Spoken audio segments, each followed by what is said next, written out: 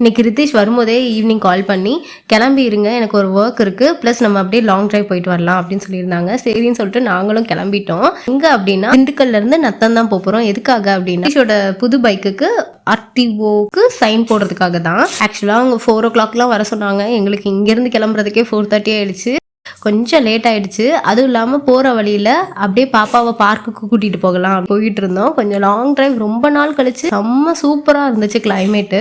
என்னன்னா ரொம்ப வெயிலாகவும் இல்லாமல் ரொம்ப மழையாகவும் இல்லாமல் ரொம்ப சட்டிலாக இருந்துச்சு. லாங் டிரைவுக்கு ஏற்ற மாதிரி இருந்துச்சு.